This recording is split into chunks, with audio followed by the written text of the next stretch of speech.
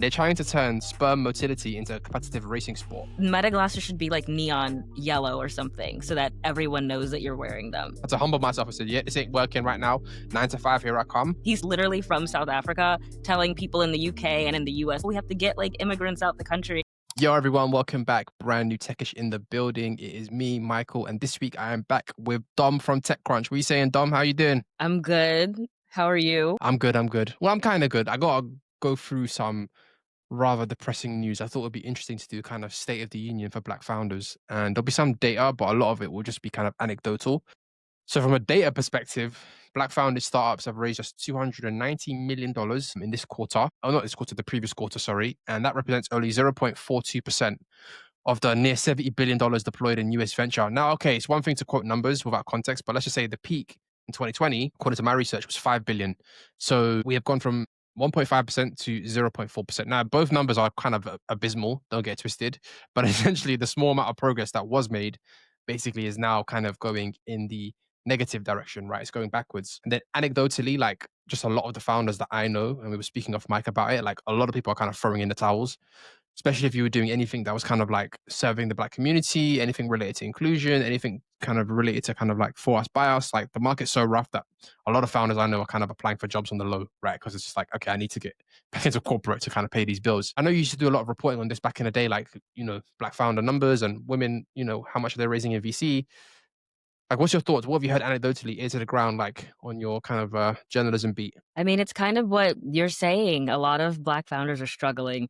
I've noticed a lot of the companies that I covered even a few years ago are being acquired or they're quietly shutting down. I've Yep. noticed a lot of Black founders I follow, they're posting about having other jobs on their Instagrams. And so there's definitely been a shift. It is actually quite interesting because I know that early on when a lot of like at least like Silicon Valley and tech people in the business world, when they were moving away from DEI, there was kind of this question of, oh, well, are they still going to do it and just be really quiet about it? And there was a little bit of optimism there, but it seems like that is not happening. It seems like people are just completely shifting away. These corporations are scared and or either they're scared or they were never fully in to begin with. And yeah, it seems a lot of Black founders are seeing the circumstances of that. Yeah, I mean, I guess there was different buckets of people, right? There was venture capital firms that essentially who hadn't really backed Black founders, or never really made an attempt to, kind of got bullied in that kind of 2021 period to start like looking at founders and who are you investing in demographic wise. So that probably led to capital going to Black founders. Then there were kind of like corporate VCs, like I think PayPal promised a certain number to go to Black founders. They actually got sued. And then you had the creation of a lot of Black venture firms, right? Black venture firms that were run by Black VCs with the explicit mission of funding Black founders. Those folks have been sued as well by lawsuits claiming that, that sort of work is discriminatory, right? Which is insane, obviously, but that has led to that kind of, a reduction in that kind of output also. So it's been a multi-pronged effort to kind of get those numbers down. It almost feels like a concerted effort to do that. And I spoke about this on the Patreon when we talked about the kind of the downfall of UK Black History Month, which we just had this month, which has been very, very small, very, very few corporate events compared to the kind of previous years. It was a very, very bit of a damp squib, right? So that is also similar, right? And it's to do with one reason and one reason only. The recent current administration obviously has set the agenda, and small things from banning federal contracts for companies that have anything DEI related has meant why would you as a large firm risk being anywhere near it, because it will now lose you money. It's no longer just, okay, you don't need to do it because it's a good look anymore. It's also like, this will cost you coins. So that's terrible. And I can say actually that I was speaking to a large firm about doing a pocket related event, which is the company that I run. And I was like, can we do it like February US Black History Month? And they were like, yeah, but we just can't mention that it's like Black History Month in the marketing or anything like that. I was like, wow. So this is US Black History Month, but this is a relatively large US firm with a major presence in the US. And I'm not going to say who it is, but when I tell you this shit right now is radioactive, it is radioactive. And I think the rank and file person who just goes to work and doesn't really understand like these sort of conversations, because why would they? You don't understand like the battles that have been fought behind the scenes and what people are hearing, and like just how like, yeah, we can't touch this with a barge pole. But one last thing on this sort of kind of depressing subject, I will say that as an entrepreneur, if you're a founder or whatever, like there's nothing wrong with going back to getting a corporate gig temporarily and coming back into the game with a new venture. Like I have done multiple companies, most of which have failed. The company that I'm currently running has kind of been my big win. which is great. But there's times I went back to work and I got a job. I had to humble myself. I said, yeah, this ain't working right now. 9 to 5, here I come. And if you look at things from a long-term view, if you have a career as an entrepreneur or whatever you're doing, whether you're a writer, creative, poet, artist, if it's a long-term career over a 20, 30-year period, there's times when you got to just go do something else and come back and re-up. So yeah, don't be too despondent if you're one of those founders who are thinking, I got to go get a job, because it's a very short chapter and what should be a long story for you. Yeah, there's nothing wrong with just going back to work, and always, 100%. never lose hope, always keep at it. We've been through things before. This is just another one of those things. Yeah, definitely. But if you want to know where is the capital going, so we're saying that it's definitely not going to black founders, but where is some of this capital going, right? No, it's I going to saw this. AI. It's going to AI, but it's also going to something actually hilarious. So I saw this startup, and they are a sperm racing startup at issue not. So there's this company where one of the founders is 18 years old. I'm not surprised. And they're trying to turn sperm motility into a competitive racing sport. So essentially, you have two contestants, and they will source samples from millions of competitors, obviously privately, and their swimmers will race until one finishes a crossing line under some sort of microscopic high resolution camera, right? And I'm telling you, this is a real company, and I'm telling you that it raised $10 million. I did not just make that up. It sounds like some complete So funny. insane idea. Their kind of thing is like, listen, you know what? Like, there's a fertility crisis. People are not having children, and this is. I'll make a serious point. A surprising amount of the fertility crisis is often blamed at women, or at least there's a But it's presupposition men. that, oh, it's the woman, but a lot of times it's the men. The swimmers ain't swimming. The You know what I men. mean? They got plastic in the balls. I ain't making it up. There's a lot of studies about how, like, there's microscopic plastic in people's testicles. Um, Yes. People have got low Yeah. testosterone. As you get older, also as a man, your swim is less decline. Also, there's a lot of this thing about, oh, women, like, as they get older, fertility, blah blah blah. But listen, as a man, also the quality of your sperm declines just naturally by Yeah. age. And then this is another thing, obviously trigger warning here, And but like doesn't a lot diet of have to do with it too? diet is a massive component, exercise is a massive component, stress is a massive component, and obviously everyone in the world like is stressed out, tired, and probably doesn't have time to work out. There's probably the percentage of people that go to the gym regularly is a very very small minority of people. And the last but not least, what I'll say actually also trigger warning here about miscarriages, but I would say that actually a lot of miscarriages are because of the male sperm. A lot of times people blame women for these sort of things, which is terrible. But whenever people have done research into this, they've realized that a big factor into kind of whether you will have a pregnancy that come to fruition or successful is to do with the man. More than 50% actually, disproportionate amount. So everyone do your research. I'm not a doctor here, right? So there is something here in this startup where I understand the need to kind of push this into like, okay, get everyone worried about their motility, get every man at a young age worried about like what you're working, like, your health, your general health. But $10 million to make this into a race, I don't know. Yeah, like, I mean, they have would to you use would you something. invest in this? This kind of well, I have a lot of questions revolving around like data privacy and health privacy and like I have a lot of questions about that. I think this is a good idea. Men should be more they need to learn more about this, I think. I mean, Yeah. there's already not a lot of research into women's health and we're still just discovering things about the woman's body, but I definitely think that there needs to be more conversation about the man's role when it does come to, stuff like this. And whatever they need to do, whatever needs to be done in order to get men more interested in this issue. It reminds me kind of about like how with shampoo they create like special bottles for men to Mm, make it mm, seem more like man so that people will like men will buy it feeling more manly even though it's yeah, like shampoo. identical. And so however they need to frame this, I'm down with it. Is it very odd? Yes. But I mean, I don't know. This is whatever gets people talking about it. Yeah, I guess so, because I guess there is something in the kind of younger, more juvenile male psyche that if you make it into a competitive sport, all of a sudden people are invested. But if you start making it into like, oh, I've got a scorecard, I can rank myself in a hierarchy of tables, all of a sudden that male brain where maybe there's more emphasis on competition is like, oh yeah, like I need to win and focus on my health. I do think it is silly, but I get maybe there is something to it in that sense. So listen, if you're listening to this as a man and you want to test your swimmers, like go to a sperm racing startup. I'll put the link in the show notes. And if you win, give me a cut. That's what I'm saying. The I know it's mad, isn't it? The other funny story that I've seen. What's not funny? It's an interesting thing. So, do you still use X, Dom? Do you ever go on Twitter, the landscape now known as No, I X? got off of that platform. I got off of that platform. It got well, it was always weird, but then it got sad. Like, what do you use instead? Do you just don't use like any kind of like text-based social media, or are you just now Instagram, or do you use Threads or Blue This Sky? Like sounds what? this sounds crazy as, like, a journalist, but I'm trying to, like, limit my interaction with people.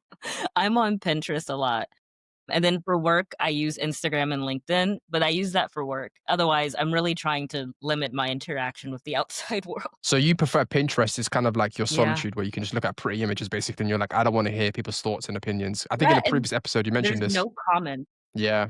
Yeah, there are no comments, like, people aren't there, I don't have to hear your thoughts. I'm just repenning beautiful things, and I think that's what life is about, just really beautiful stuff. Yeah, I don't blame you. And shout out to Pinterest actually. They released a feature now which allows you to filter off AI images. So it's a hidden AI, feature for yeah, now. immediately switch that on. Yes, so it's a hidden feature. You kinda have to go into your settings to do that. But if I was them, I would be leaning into it majorly. I would be saying, "Listen, we are AI free. By default, there's no AI images. If you want to look at AI images, you can go on Midjourney and whatever. But if you're somebody who doesn't want that, like, this is the place to be." But maybe they're too scared to do that. Maybe they wanna gamble and say, like, "Who knows if this is maybe AI images will be the only thing anyone wants to see in the future." I don't think that's the case, but yeah, shout out to them for at least creating that feature, because right now on X, on Instagram, on TikTok, you cannot avoid all of this Sora crap and whatever. I'm hearing crazy things from this world. I'm so glad I left it. Every time I see something about X, I'm like, "What is happening? Like, what are the discussions? What are the images? This little grok thing? Like, what's going Yeah. on?" I So think since I you've even read left, something on your well, I was gonna say, I think I read something even in your publication about how people are undressing women on the site with their photo images and everything, or grok or whatever. Like, what yeah. is going on? So the reason why I brought up X, because there is a story that ties into all of these threads. Pardon the pun, Zuckerberg. Elon brought in this guy called Nikita Bier to be the kind of head of product, and Nikita Bier is somebody who's had great success building little mini social apps for high school students, basically. And he's had his companies acquired by like Meta. I think he had one acquired by somebody else. I can't remember. But essentially, he is very good at creating like growth within social platforms. Here, having been there for about a couple months now, he's realized one thing, which is that a significant amount of the bots and also a significant amount of the terrible content is produced by these accounts that are not based in the US or the UK. They're based probably in India, but they pretend to be based in the US and the UK, and they cover topics such as like immigration in the UK, immigration in the US, ICE, Trump, right? And they kind of shit stir the kind of political dialogue in these countries.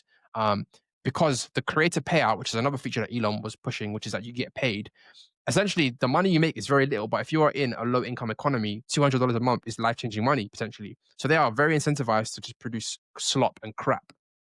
So Nikita is basically saying like we want to get rid of A, potentially payouts, and B, potentially also show you the location of every Twitter account. So when I look at your account, Dom, it will say based in the US. When you look at mine, it will say based in the UK. Because it's actually true. There's a significant amount of accounts that will be like, yeah, I'm an Israeli. I'm so proud. And people will be like, no, you're not. We can see your eye. Like we know that you're in India. This is not. You're not really an Israeli. Like, and it's how much of the internet is now just the dead internet theory of just bots talking to each other, and also just kind of state actors paying people to kind of sow division and whatever. So I think it's a great feature suggestion. But the problem is, I think there's already seems to be a backlash now between Elon and Nikita. So Elon has tweeted a few things that seems to kind of contradict what Nikita is saying publicly. And people are saying that Nikita is trying to improve the product quality, but essentially Elon is running more of an ideological project. He does want Twitter and X to be successful financially, but he came to this purely ideologically. He came to this because he was like, oh, this platform is too woke, there's too much, pro-black stuff on here, whatever. I want to bring this back to what he perceives to be the center right or the right or whatever, right?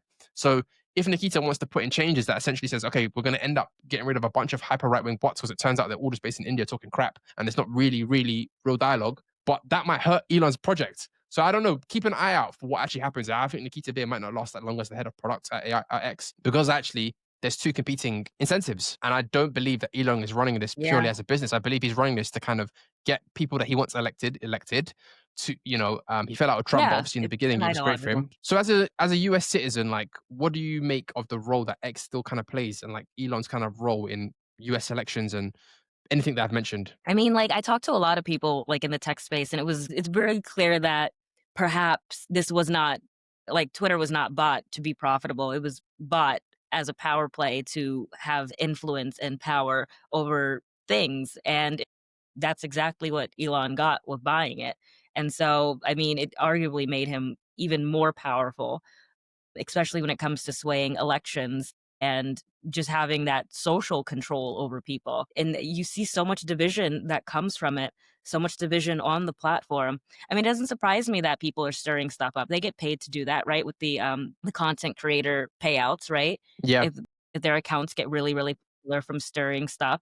I mean, but that's always what it is. I mean, and that's what you get. That I think that's what and one reason I left is because it seemed like that was really what the platform was like a bubble of just Hmm. debates and division, and it's I think that that was one of the main reasons to buy it, because otherwise, I mean, it's not like the investment is questionable, but when you look at what the return has been, arguably multiple democracies, I mean, Yeah. he's clearly getting something out of elections. 1,000%. I think also creator payouts on Twitter or X, it doesn't really make sense, to be honest with you. I get doing creator payouts on YouTube because it's long form video and people can really put time and effort into it. But like giving people payouts for tweets, I'm not personally for it. Is weird. That was never what It's it was weird. supposed to be. It was never that. It was meant to be the town square dialogue back and forth, follow interesting things, follow interesting people. But if I want to kind of subscribe to someone's thoughts, I probably will subscribe to a Substack. Go check out the Black Cat, which is Dom Substack, obviously. Yeah. That feels like more of an incentive. That makes sense. Where like, okay, I'm going to subscribe to your long form thoughts on a regular basis. Whereas like just subscribing to your tweets, I don't know. So yeah, let's see how that goes. And obviously, listen, man, Elon's the way this guy's involved in UK politics as well is absolutely infuriating with the worst I people know. ever. Like, I was, slowly watching him infiltrate the UK too, and I was like, "Have you guys not learned from us? Like, you saw what we were doing and said, 'That's what we wanna do too.'" yeah, I mean, I think Well, I mean, we don't have much. I mean, listen, do people have much control over what billionaires do? Like, he can do what he wants, right? So he essentially came in via Zoom at a very like hyper right wing protest that happened in the UK called Unite the Kingdom, which was led by a guy called Tommy Robinson, who's very anti-Muslim, very anti-immigration. And Elon came in on Zoom and was like, "Yeah, man, keep fighting, guys. You're doing the great thing." And like, listen, man, Elon is Elon, isn't it? Elon is I've said this to on previous episodes, and I said this to Abadesi one time as well. I was like, him, Sachs, Peter Thiel, these guys have direct links to apartheid South Africa. And there's nothing wrong with that necessarily. You could be somebody who was a white South African who was born in that era. That's not your fault. You've left and, you say it was a terrible thing. But you rarely hear any of them say apartheid was a disaster. Apartheid was pure evil. It was terrible. They kind of just talk nostalgically about like the past. And I'm like, well, what past are you guys talking about here? And what future are you trying to create here? Because I don't hear, if I was somebody that was born in the Jim Crow South and I was a white person or was born in apartheid, all you would ever hear me say, man, that was fucked up. Man, that was terrible. What were we thinking? Like, and I don't hear that from them. I don't hear anything like that from them. th I can't find they a no, quote. people it's not there. No, people really romanticize what the South was. I mean, even growing up in my hometown when people would fly the Confederate flags, it was like, "You Yeah, lost." Like, what are you, like, romanticizing? But it's the Elon thing is always funny or interesting to me because he's someone who is literally from South Africa telling people in the UK and in the US, like, "Yeah, we have to get, like, immigrants out the country," and it's like, that's what you are. Like, you yeah. literally immigrated here, and I don't it's so it's I don't know. I don't know. And I his don't know. brother, at one conference, his brother exposed the fact that when they were working on their startup back in the 90s, that they actually had student visas. So they actually kind of did an illegal migration. Like they were working on a company and they didn't have the right to do that. They were students. So he is also technically an illegal immigrant too. So shout out to him in it. That's all I can say in it. Like, and the hypocrisy of that. I do wanna ask you something. Yeah, go I on. wanna ask you something because I just did a story about kind of the future of social media, and I was talking to companies like Spill and, Black Sky about how they're creating this new social media world, and I know that we were just talking about X, Hmm. and so I'm really curious to your thoughts in terms of, like, what do you see as the future of social media? Because, like, in my piece, we were talking or a lot of experts were saying that, the days of having one site like X or Facebook is kind of over and things are probably just gonna fragment now because people kinda wanna be in their own communities. And it's something like I think it was Black Sky was saying how they let people curate their own algorithms because so, like, unlike on X where you just see, like you can see if you block one racist person, you might see another, but on something Right. like Black Sky where you can curate it, it'll just get rid of, like, whatever you just don't wanna see. And so I'm actually curious to hear your thoughts on what do you think the future of, like, online gathering and social media is? I think social media basically is not the right term anymore. I think it's anti-social media. Most people spend their time consuming content people that they don't know. So social media used to be the idea that I would connect with Dom, I know Dom, we're talking, blah, blah, blah. Now it's like most people are just passively scrolling and watching content that a lot of it will now be AI slop. So I don't have a positive view of this. So yeah, it's going to be a lot of people scrolling slop content, you know, passively. and following people that they don't really know. Yeah, that's basically what we have now, and probably more of in the future. I think the number of people that are interested in text-based content, so like a Spill or a Blue Sky or a Twitter, that's always been a minority of people. I don't think there's a billion users for text-based content, and I think there's opportunities, like you said, about algorithmic design where you can come in and get your own algorithm. But the percentage of people that will go for that, I think, is very, very small. I think most people go home, they're tired after work, and they just want to passively scroll. And I think that's what the ingenuity of TikTok was, that it just took away everything, took away all the work from you. And yeah, that's my perspective. It's not necessarily an optimistic one. It's actually quite a dark vision of the future. I've never actually seen it, but the movie, what was it, Wally, where like you see these people in the future and they're kind of like, they can't walk, they're on their little bikes and they just passively watch video content. And yeah, that's kind of what I think the future will be, unfortunately. That's like where that's happening. Yeah, right. I mean, what about you? What do you foresee based on the founders that you're speaking to? Like Spill, obviously Spill's a black owned from former Twitter employees. They launched their own kind of a version of Twitter, kind of cultivated towards black culture, etc. So they're fighting the good fight. But so what do you see? What do you see out there? Do you have anything more optimistic than that? Because I just kind of gave quite a pessimistic version of the future. Optimistic is that the outside is outside, Touch and all you have to grass. do is go out there. To go touch But grass. listen, Outside but is a beautiful place. I'm gonna do my absolute best to never ever wear anything like Meta glasses, to never have an Apple Watch. Like I don't need notifications in my face. I don't need notifications on my wrist. The phone is bad enough. Like I want outside to be outside. And if you are wearing a Meta glasses around me, I will have a problem with it because I'm like, brother, stop recording. Can you just check? Can we just be here as people right now? We went to a birthday party and someone uploaded images on like the particle or whatever. And there were like photos and it said something like, oh, taken with like the Meta glasses. And I was like, you didn't take this with my permission. So when we were having a 100%. conversation, you were wearing, you were just taking photos of me and you didn't say anything. That's crazy. Like And that also, like, seems what like if a I'm violation of something. and what if you're saying something privately to somebody? Like, what if you're talking to somebody and you're like, "Oh yeah, by the way, like I'm going through this thing." Like, what if they're recording by default? Like, that makes no flipping sense to me. Meta glasses should be like neon yellow or something so that everyone knows that you're wearing them. It should be like a really specific color and maybe Yeah. have it should be like a really obvious thing. Everyone should know you're wearing them. Yeah, and I think there should be a law I about don't like know. if you're recording. No, I think you're right. I think there should be a law also that if you are recording, that a red light has to flash. In Japan, there's a law about how photos have to have the click. Even if you got an iPhone, there's like a click sound because unfortunately Yeah, for there's a lot of privacy. creepy guy. The privacy. There's a lot of creepy guys in Japan taking pictures of women when they shouldn't be. Right. So they said no, you cannot just take pictures silently. So we don't have that in the West. Thankfully, maybe the need for that isn't as, and actually, no, we should have that in the West, to be honest. So we should have that in the West as well. And I think, yeah, there should be a law saying that you cannot inadvertently record me without me knowing. And there has to be some sort of way of me being Yeah. able to figure out, are you recording or not by default on all these products? I'm shocked the EU has not thought of this yet. They probably have because yeah, until there's regulations, we got to make these glasses neon so people know whether or not they want to interact with you To me, it's because like, yeah, that's that's, just so good question, actually. Yeah, I think a bright neon yellow glasses, I'll be like, yeah, stay away from me, bro. I would run away.